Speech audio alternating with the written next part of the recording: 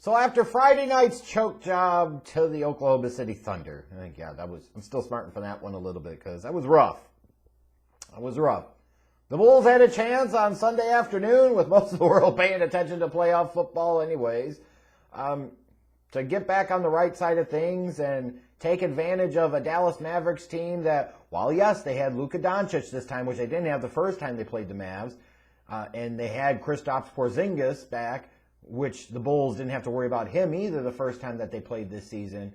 You know, this was a team that was without Jalen Brunson, if you remember, was lighting up the Bulls the first time they played Dorian Finney-Smith. So the Mavericks were without some other key contributors on their team. I think Tim Hardaway was out with a groin or ankle injury. I can't remember which one it was. So they were certainly without some pieces in this game. So if there was a chance for the Bulls to get right here was a chance to do so. And it was really a rough shooting first quarter for both teams. Especially when you look at the Bulls, there are kind of three marquee players, Zach LaVine, Kobe White, and Lauri Markannen, combined to be 1 of 9 from the field, and especially in the case of LaVine and White, it was a foreshadowing of things to come with a really rough shooting game for both of them. Wendell Carter led the way for the Bulls with 6 points and 4 rebounds. Bulls, got out to a lead in the first quarter. Luka got off to a good start. Porzingis was off to a cold start, and in general, the Mavericks as a whole were pretty cold shooting in the first quarter. And that cold shooting for the Bulls, at least from 3, continued in the second, and it was all throughout the game. They had a really bad game shooting from deep. But fortunately for them, their good defense that they played in the first quarter also carried over to the second. And what I really liked about this game, and just the performance in general for the Bulls, and you really saw it in the second quarter, but all throughout, was the Bulls' ball movement. They're moving without the basketball. Their offensive flow was really good. In that first half, 22 field goals, 19 assists. So they weren't just dribbling it into the ground and standing around and waiting for somebody to hopefully pass them the ball. Like, they were doing things off of the pick and roll. They were moving without the basketball. They were distributing, sharing the rock. Good shots and good things are going to happen if you continue to do that. And they also enjoyed a nice advantage on the glass as well, out-rebounding the Mavs 35-23 in the first half. But the Bulls' bench was the difference in this first half and, frankly, throughout the game. Garrett Temple had a great second quarter. At the half, he had 17.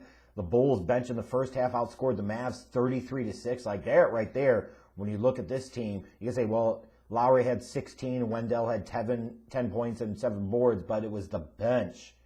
It was the Garrett Temples of the world and the Thaddeus Youngs and the Otto Porter Jr.'s.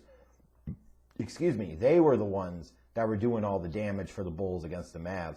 And Luka, what was scary about this game, what worried me about it, even though the Bulls had a pretty sizable lead going into halftime, I was really worried because Luka really came to life in that second quarter. He finished the half with 30 points.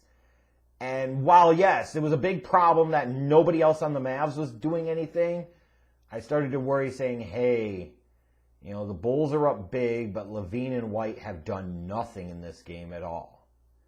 And you wonder, if they're just going to be destined for a really bad game, and Luka stays hot, and he starts thinking about having a 50 or 60 point game, and some other guys come along with him on the journey. This could be a really tough second half for the Bulls, and it's not really how it manifested. You look at the second half, it was more of the same in the third for both the Bulls and the Mavs. LaVine and White were incredibly ice cold from the field, easily from a shooting standpoint, from an offensive scoring standpoint, the worst game that either one of these guys had this year.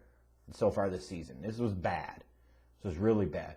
Now, LaVine, I think, was doing a little bit to help facilitate the offense. I don't know about Kobe White so much. And, I'm not even just talking about when you look at assists.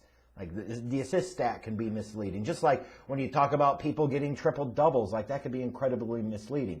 Ooh, look at this guy. He got 28, 12, and 10. Yeah, but his fucking team needed him to score 40. Who gives a shit about the meaningless assists and rebounds? You know what I'm saying?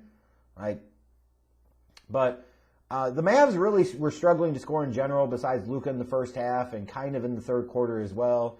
They started to get a little bit of a rhythm in the third quarter, but not much. But I was worried, admittedly, based off of what happened the other night in OKC. I said, oh, God. The Bulls are in this spot. They've got a lead, but Luka's been pretty good today. And if Porzingis starts to get warm and somebody else gets warm for the Mavs, this could be trouble. And thankfully, it wasn't.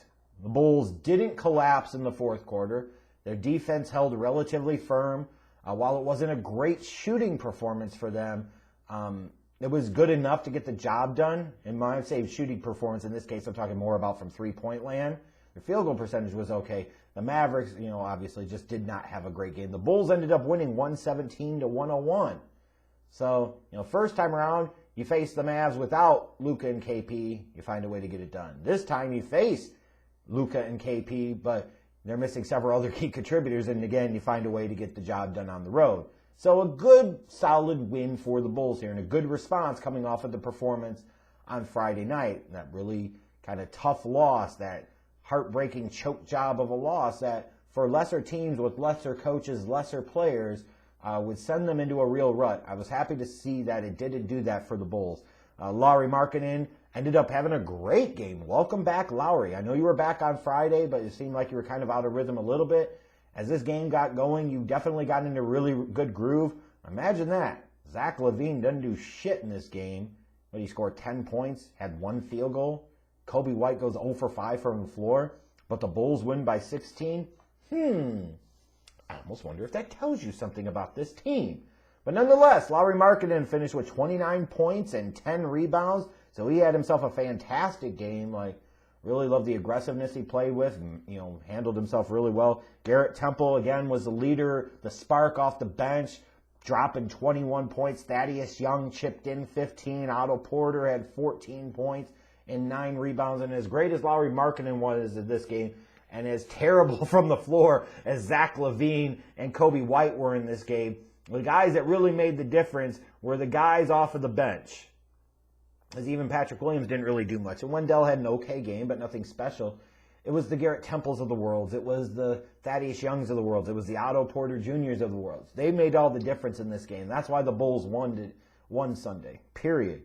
For the Mavs, I got to say this with Luka a little bit. He had some spectacular passes, especially that one play where he's driving down the lane. He goes behind his back with the dribble, and he goes behind his back with a pass. It's a dunk. Those are the things that make spectacular highlights. Those are the things that get you noticed. Those are the things that make you trend on Twitter and everything else. But I want to say this about Luka's game. If you want to be an MVP and you want to be that dude, then you've got to be that dude. And people are going to point to his monstrous triple-double. He had 36 points and 16 rebounds and 15 assists. But what the hell else do you want him to do?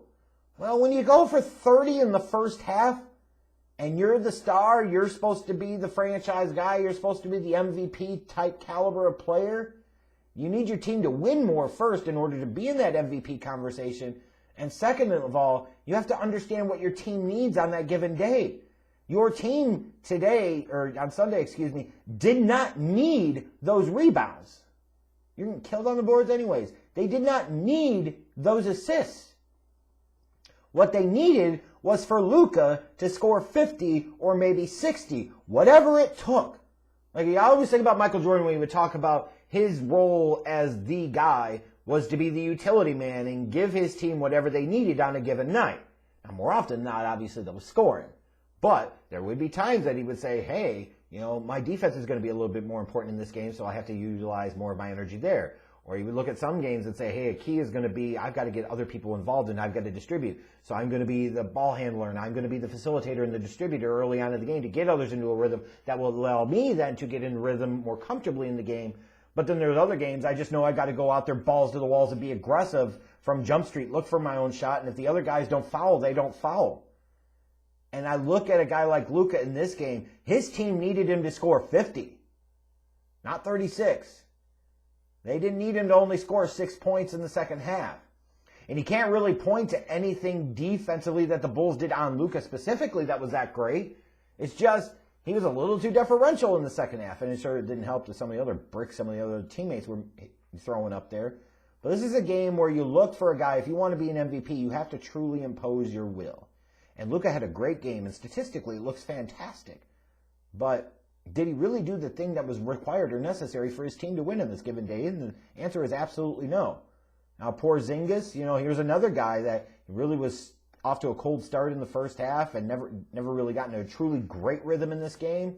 He put up 20, but you got to be honest, He had a couple of nice plays, but when you're looking at KP as that big-time number 2 option, like, you expect him to step up with other guys like Hardaway Jr. and Jalen Brunson and et cetera out of the lineup. Like, the Mavericks need him to play bigger than he did in this spot. Because the reality is the Bulls are not that good of a team. You're at home. If you're Dallas, you got to find a way to win this game. You got to get some revenge on a Bulls team that had already beaten you once this year. You allowed them to sweep you 2-0. That's got to kill Luka's MVP chances quite a bit. And for the Bulls, it's a solid win. What are they now, 5-8? They're a fun team to watch. I'll give them that. But to the Bulls fans that might say, oh, they're back, or God, this is so exciting. They're fun. Exciting is playing winning basketball. Fun. Like, they do give you some entertainment value, but true excitement comes out of being a consistent winner. True excitement comes out of being a championship contender. And I worry that this team will win a little too much this year, that people will start to think that they're something other than that. But if anything, maybe you could take heart out of today's game, and that the 2 alleged top scorers or 2 most important scorers on this team didn't do shit, and the Bulls won relatively comfortably. That's what happens when you get others involved early. That's what happens when you move the rock. That's what happens when you play unselfish basketball. You can absorb these types of bad performances from Zach LaVine and Kobe White, and you could win and win comfortably. And that was the key today. But maybe it should be a reminder of, you don't want to watch Zach LaVine play hero ball all the time, because he might get off, but nobody else does. And hopefully maybe it sends a message to the organization that maybe he's not as great as important as you might think he is. And Bulls fans are going to be pissy at me, like, why are you trashing on LaVine?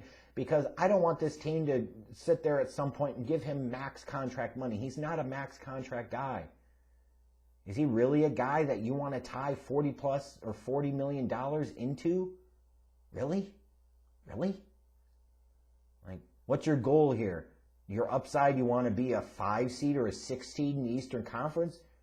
Or do you want to sit there and let some of these other young players get an opportunity to develop? I know LaVine's not that old in and of himself, but don't you want to see what Markanen can do? Because you got to make a decision on him, because he's going to be a restricted free agent after this season. Don't you want to see Patrick Williams develop? I'm just saying. Good win for the Bulls, though. But what does it really mean, I guess?